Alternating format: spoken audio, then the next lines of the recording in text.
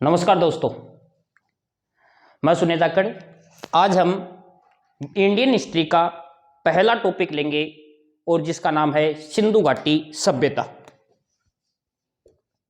कौन सी सभ्यता है? सिंधु घाटी सभ्यता। हर एग्जाम में एक दो प्रश्न पूछे जाते हैं और इसको पूरा करवाऊंगा। और जब समझ में तब आएगा जब पूरे वीडियो को देखेंगे, लास्ट तक वीडियो को देखेंगे, तब समझ में आएगा कि हाँ क्या है सिंधु घाटी सभ्यता, क्यों पढ़ाई जाती है इतिहास में, जानकारी कहाँ से मिलती है। और इसी चीज पर हम चर्चा करेंगे। पहले टॉपिक पढ़ने से पूर्व मैं बता देता हूं आपको कि सिंधु घाटी सभ्यता है, ये पुरातात्विक स्रोत उत्खनन से प्राप्त वस्तुओं के आधार पर इस सभ्यता का पता लगता है।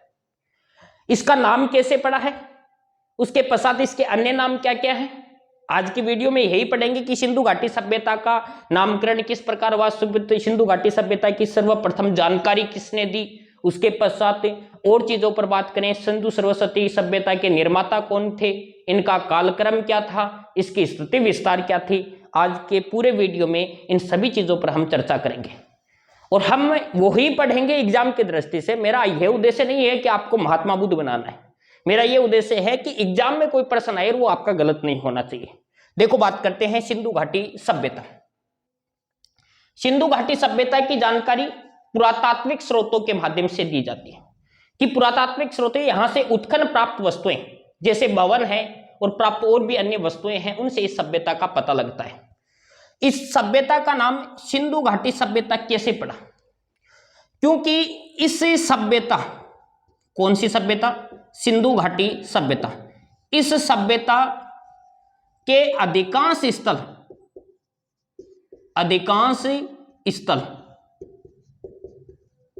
स्थल सिंधु नदी के मुहाने पर हैं। कौन सी नदी के? सिंधु नदी के मुहाने पर हैं। इसलिए इस सभ्यता को क्या कहा जाता है? सिंधु घाटी सभ्यता कहा जाता है। कि मतलब यहां से जो प्राप्त स्थल हैं वो कौन सी नदी के किनारे पाए जाते हैं? सिंधु नदी के किनारे पाए जाते हैं। इसलिए सभ्यता को क्या कहा जाता है? सिंधु घाटी सभ्यता। इसका दूसरा नाम है बेटा सिंधु सरस्वती सभ्यता। सिंधु सरस्वती सभ्यता, क्योंकि दूसरी महत्वपूर्ण नदी थी सरस्वती नदी।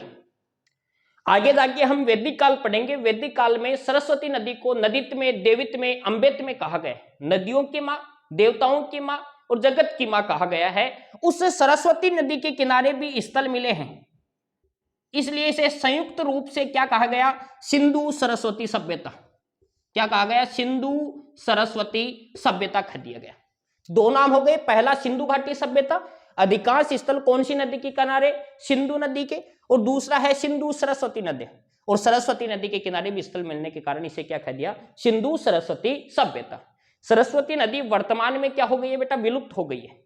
यह बद्रीनाथ उत्तराखंड से निकलती थी, माना पर्वत पर समतल में होते हुए और एक कुरुक्षेत्र, हरियाणा, यूपी के क्षेत्र में बहते हुए राजस्थान में प्रवेश करके हनुमानगढ़, गंगानगर में बहती हुई और कच्छ के मैदान, अरब सागर में चली जाती थी। वो एक वाकणकर महोदय ने थे जिन्होंने हवाई सर्वेक्षणों के माध्यम से इस नदी के जिस प्रकार बहती थी उस स्तर का पता लगाया है। अब क्या कारण रहा होगा? कोई बाढ़ का रहा है या कोई उथल पुथल का रहा है, इसके कारण पानी न होने के कारण ये सूख जाती है वर्तमान में, इसलिए नदी नहीं मिलती है। उसके पश्चात तीसरा नाम है बेटा हड़प्पा सभ्यता। कौन सी सभ्यता? हड़प्पा सभ्यता। और इस हड़प्पा सभ्यता नाम कैसे पड़ा? सर्वप्रथम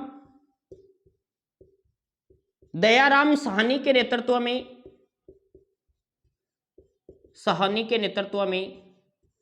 1921 में हड़प्पा नामक स्थल की खुदाई हुई, इसलिए इस सभ्यता का नाम क्या पड़ गया? हड़प्पा सभ्यता। ये तीन नाम हो गए। इसके नामकरण की बात कर रहे हैं सिंधु घाटी सभ्यता। एक तो है सिंधु घाटी सभ्यता जिसमें अधिकांश स्थल सिंधु नदी के किनारे, दूसरी है सिंधु सरस्वती सभ्यता और सरस्वती नदी के किनारे, तीसरा नाम है हड़प्पा। सर्वप्रथम इसी स्थल की खुदाई हुई थी इसलिए। अब अगली बात आती है कि भाई इस सभ्यता की जानकारी सर्वप्रथम किसने दी थी? जानकारी सर्वप्रथम किसने दी थी? तो इस सभ्यता की जानकारी सर्वप्रथम 1826 ईस्वी में चार्ल्स मेसन ने दी थी। आपसे प्रश्न पूछ लिया जाएगा कि सिंधु सरस्वती सभ्यता की जानकारी सर्वप्रथम किसने दी थी, तो किसने दी थी? चार्ल्स मेसन ने। कब दी थी? 1826 ईस्वी में दी थी। कब दी थी? 1826 ईस्वी में। दूसरा प्रश्न पूछा जाता है, एक आते हैं बेटा बर्टन बंधु। कौन से बंधु? बर्टन, जिसका नाम है जॉर्ज बर्टन, जॉर्ज बर्टन और विलियम बर्टन, विलियम बर्टन। ये लाहौर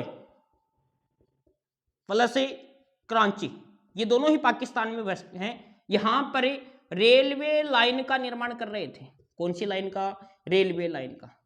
और इस रेलवे लाइन में किसकी कमी हुई बेटा? कंक्रीट की कमी हुई। इसलिए पास के टीले की खुदाई की।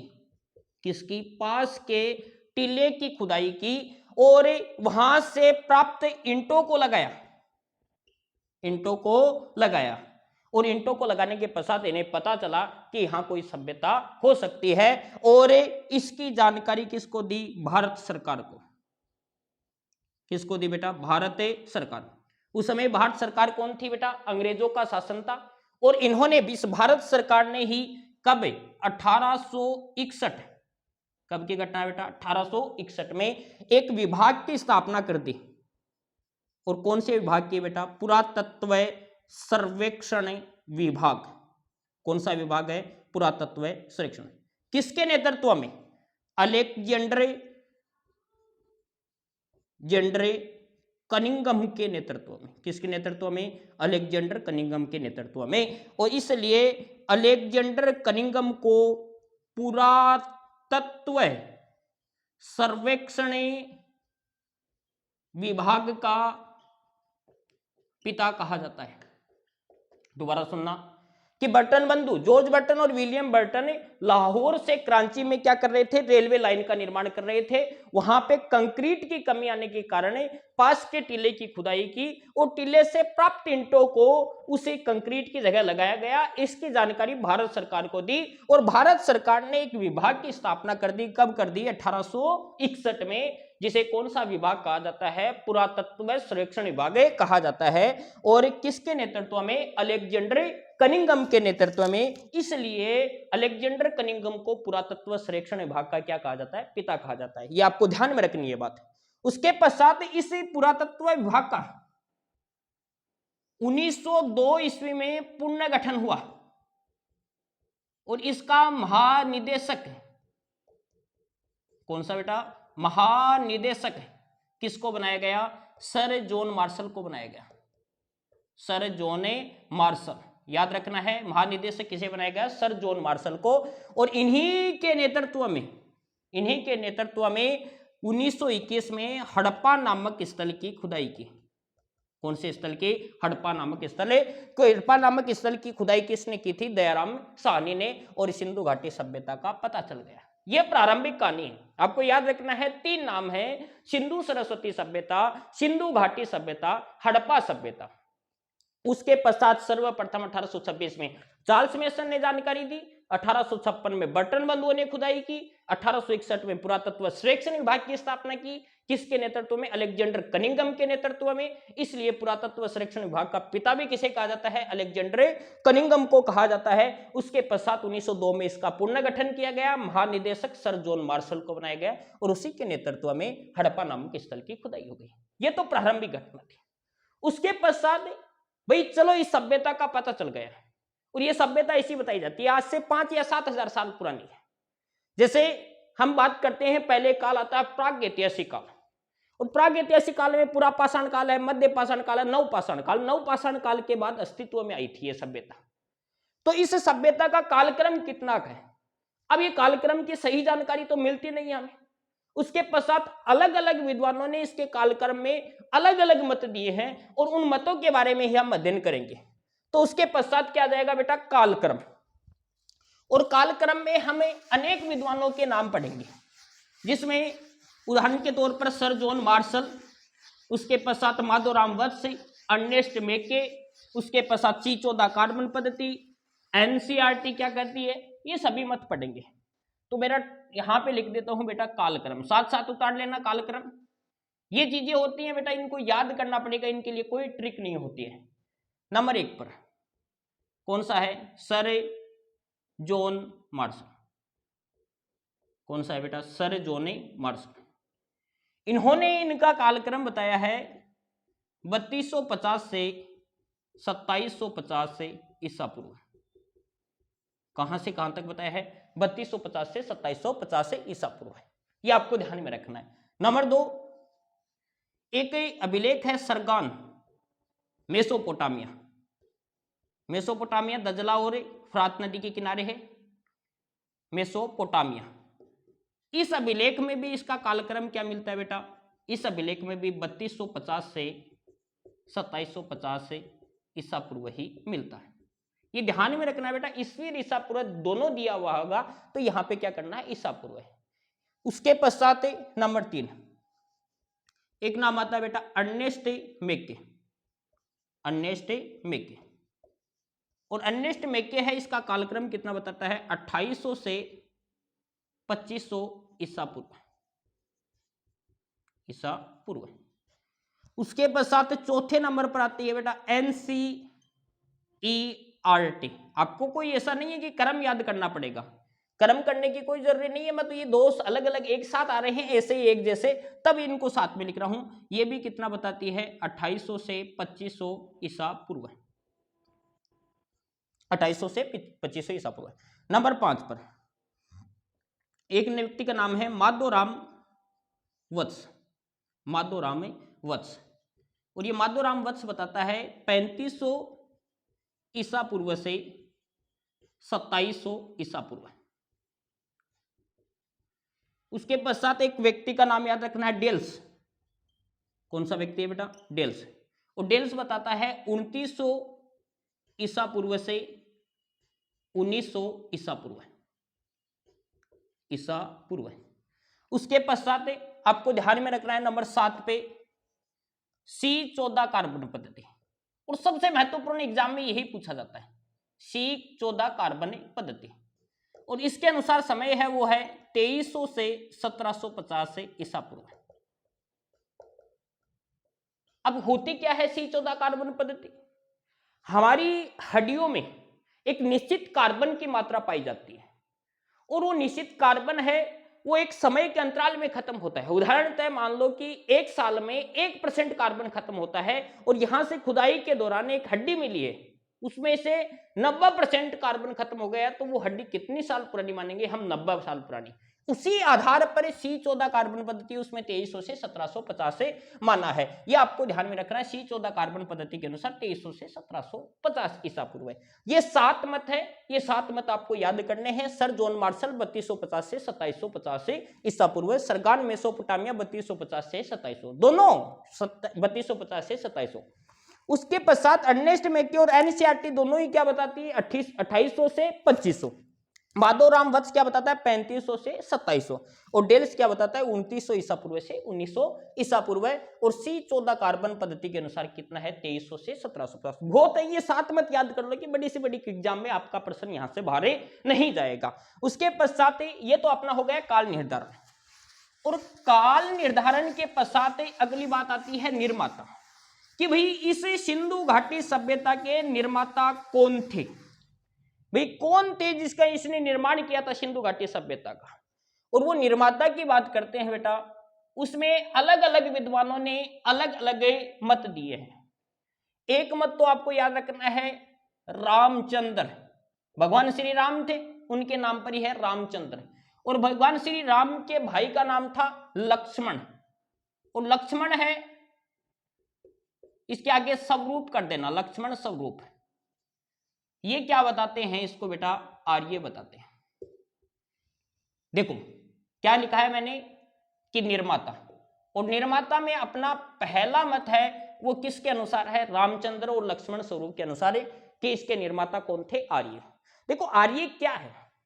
आर्य एक जातिवाचक शब्द न होकर, और ये आर्य है बेटा कौन सा शब्द है? गुणवाचक शब्द है। कौन सा है? गुणवाचक शब्द है। और इस वैदिक सभ्यता के निर्माता कौन थे? आर्य थे। तो इन्होंने यहां पर मत दे दिया है, लेकिन सही तरीके से बात करें तो आर्य हैं वैदिक सभ्यता के निर्माता थे। ये जातिवाचक शब्द न होकर क्या है, गुणवाचक है, जिसका अर्थ क्या होता है बेटा, श्रेष्ठ नस्ल, उच्च नस्ल। ऋग्वेद में इस आर्य शब्द का 33 बार उल्लेख मिला है। कितनी बार? 33 बार उल्लेख मिला है। वहां पर आर्यों के निर्माता, वैदिक सभ्यता में हम पढ़ेंगे आर्यों के निर्माता के बारे में भी कथन है कि भाई आर्य कहां से आए थे, इनके बारे में अलग अलग मत दिए हैं। जैसे कहां से, मैक्स मुल्लर ने मध्य एशिया बताया था, बाल गंगाधर तिलक ने अटार्कटिक द होम नामक पुस्तक में कहां से, उत्तरी ध्रुव से बताया था। उसके पश्चात तिब्बत से स्वामी दयानंद सरस्वती बताया था। भगवान दास गिडानी ने भारतीय को यहाँ का ही मूल निवासी स्थान बताया था, ये द रिटर्न्स ऑफ आर्यंस नामक पुस्तक में। तो इस प्रकार इनके अलग अलग मत है। अविनाश चंद्र दास ने सब छंदोपदेश बताया था। गंगानाथ झा ने कौन सा भैरसी देश बताया था। इसी प्रकार त्रिदेव ने कहां से, मुल्तान वाला क्षेत्र बताया था। इसलिए इनका अलग अलग हिस्सा वो वैदिक सभ्यता में करेंगे। यहां पर इतना ही बात करनी है कि वही सिंधु घाटी सभ्यता के निर्माता रामचंद्र और लक्ष्मण स्वरूप के अनुसार कौन है, आर्य है। उसके पश्चात नंबर 2 पर एक आता है बेटा गार्डन चाइल्ड। कौन सा है बेटा, गार्डन चाइल्ड। और गार्डन चाइल्ड के साथ एक नाम आता है Wheeler, Mortimer Wheeler. Gordon Childe और मार्टिमर हिलर इन्हें क्या बताते हैं, सुमेरियन।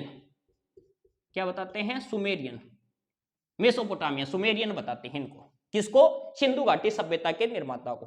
नंबर 3 पर एक व्यक्ति का जो कालीबंगा की खोज की थी, अमलानंद घोष, इसे बताते हैं सोती संस्कृति के। इसके निर्माता कौन थे, सोती संस्कृति। सोती संस्कृति के निर्माता थे सोती संस्कृति बीकानेर में पाई गई। उसी प्रकार नंबर 4 पर आते हैं माधोराम वत्स। और माधोराम वत्स क्या बताते हैं, इन्हें द्रविड़ बताते हैं। क्या बताते हैं, द्रविड़, दक्षिणी भारत द्रविड़। उसके पश्चात नंबर 5 माधोराम वत्स के बाद एक आता है फेर सर्विस और रोमिला थापर। ये इसे बताते हैं कि बेटी सिंधु घाटी सभ्यता के निर्माता कौन थे, ग्रामीण थे। कौन थे, ग्रामीण थे। ये 5 चीजें आपको याद रखनी है कि भाई निर्माताओं में 5 मत मुख्यतः पूछे जाते हैं। ये याद कर लोगे तो एग्जाम में प्रश्न गलत नहीं होगा कि रामचंद्र और लक्ष्मण स्वरूप क्या बताते हैं, आर्य बताते हैं। मैंने बताया है कि आर्य शब्द गुणवाचक है, न कि जातिवाचक, और श्रेष्ठ नस्ल इसका अर्थ होता है। गार्डन चाइल्ड और हिलर क्या बताते हैं, सुमेरियन। अमलानंद घोष क्या बताते हैं, सोती संस्कृति। माधोराम वत्स क्या बताते हैं, द्रविड़। फेर सर्विस और रोमिला थापर क्या बताते हैं, ग्रामीण। ये आपको ध्यान में रखना है। उसके पश्चात एक और बात करें इससे कि भाई इसका विस्तार कहां तक था। क्या है भाई विस्तार, कितनी चीजें पढ़ ली, प्रारंभिक इनकी घटना किसने जानकारी दी, क्या चीज थी। उसके पश्चात कालक्रम, अब है निर्माता, उसके पश्चात विस्तार। जैसे हम राजस्थान का स्थिति विस्तार नहीं पढ़ते हैं कि राजस्थान का क्षेत्रफल 3,42,239 वर्ग किलोमीटर है। उत्तर में कौन सा गंगानगर वाला क्षेत्र, दक्षिण में कौन सा बांसवाड़ा, पूर्व में धौलपुर वाला, पश्चिम में कटरा जैसलमेर वाला आता है। उसके पश्चात 1400, 1600, ये सब बुरी स्थिति आती है। उसी प्रकार इसकी भी स्थिति बताई गई है। किसकी, सिंधु घाटी सभ्यता की। ये ऊपर वाला हिस्सा होता है नॉर्थ साउथ, उत्तर वाला। दक्षिण में साउथ, और ये ईस्ट और ये वेस्ट। नॉर्थ, साउथ, ईस्ट और वेस्ट कि मतलब उत्तर, दक्षिण, पूर्व, पश्चिम। अब ही इस सभ्यता का क्षेत्रफल कितना था, आपको याद रखना है, लगभग 13 लाख वर्ग किलोमीटर। कितना है, 13 लाख वर्ग किलोमीटर, 12,999, लगभग 13 लाख वर्ग किलोमीटर इस सभ्यता का क्या है, विस्तार है। कौन सी सभ्यता का, सिंधु घाटी सभ्यता का। इसकी उत्तर से दक्षिण में जो लंबाई है वो है बेटा 1400 किलोमीटर। कितनी है, 1400। और पूर्व से पश्चिम में है वो कितनी है, 1600 किलोमीटर। ये महत्वपूर्ण चीजें हैं, आपको ध्यान में रखना है कि उत्तर से दक्षिण में कितनी, 1400, और पूर्व से पश्चिम कितनी, 1600। क्षेत्रफल कितना है, 13 लाख वर्ग किलोमीटर। अब अगली बात करते हैं कि भाई इसका उत्तरी छोर कौन सा है। जैसे वैसे बात करें तो सर्वाधिक उत्तरी छोर है कौन सा बेटा, सर्वाधिक उत्तरी छोर। सर्वाधिक उत्तरी शब्दों से मतलब आपको समझना है, सर्वाधिक उत्तरी छोर है वह तो अफगानिस्तान में है। मुंडी गाक और सुरतोगोई ये दोनों ही स्थल कहां पे है? अफगानिस्तान में। ये तो सर्वाधिक उत्तरी छोर है। वैसे उत्तरी छोर है इसका कहां पे? मांडा। और मांडा कहां पे पड़ता है बेटा? जम्मू कश्मीर में। याद रखना आपको कि इसका उत्तरी छोर तो है मांडा जम्मू कश्मीर में, और सर्वाधिक उत्तरी छोर है मुंडीकाक सुर्तकोई अफगानिस्तान में। ये कौन सी नदी के किनारे है? चिनाब नदी के किनारे। कौन सी नदी के किनारे? चिनाब। चिनाब उत्तरी छोर मांडा जम्मू कश्मीर नदी है चिनाब। उसके पश्चात दक्षिणी छोर यह है बेटा देमाबाद। देमाबाद, और देमाबाद पड़ता है महाराष्ट्र में। कहां पे? महाराष्ट्र में। और ये नदी है इसकी जो है परवरा नदी। कौन सी नदी है? परवरा नदी। परवरा नदी के किनारे देमाबाद महाराष्ट्र इसका दक्षिणी छोर है। और इसका पूर्वी छोर है यह है आलमगीरपुर। आलमगीरपुर, और आलमगीरपुर कहां पे पड़ता है? यूपी में।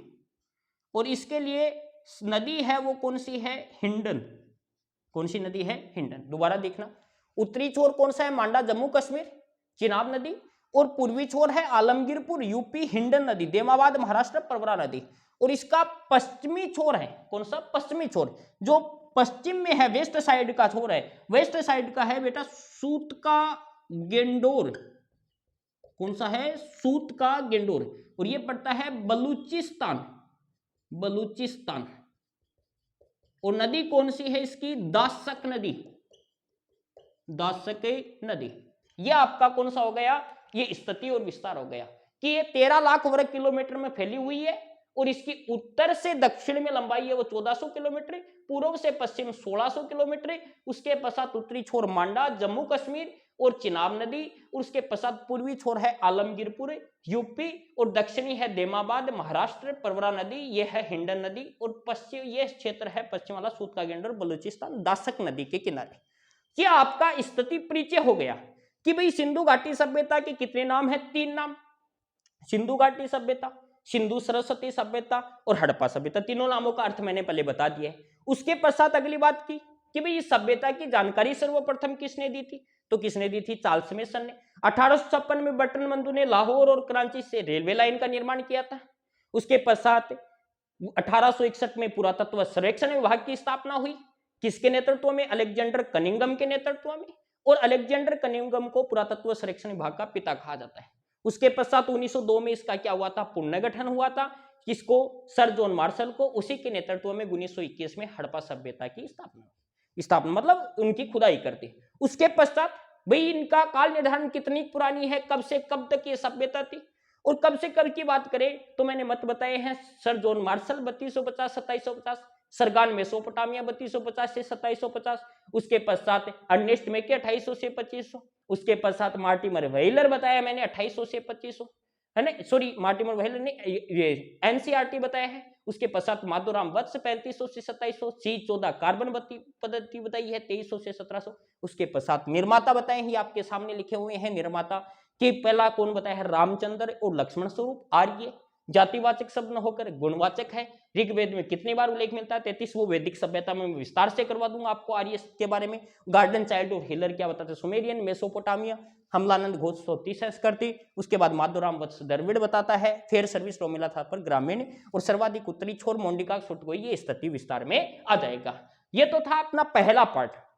इस पार्ट के पश्चात हम अगले पॉइंट में इनके प्रमुख स्थल लेंगे। हड़प्पा, मोहनजोदड़ो, चहुंदड़ो, लोथल, कालीबंगा, धोलावीरा, राखीगढ़ी, रोपड़, बनावली, ये उसके पश्चात कुणाल हरियाणा वाला क्षेत्र लेंगे। ये सभी के सभी इसके मलावन ले लेंगे। उसके पश्चात ये पूरे के पूरे स्थल करवाऊंगा।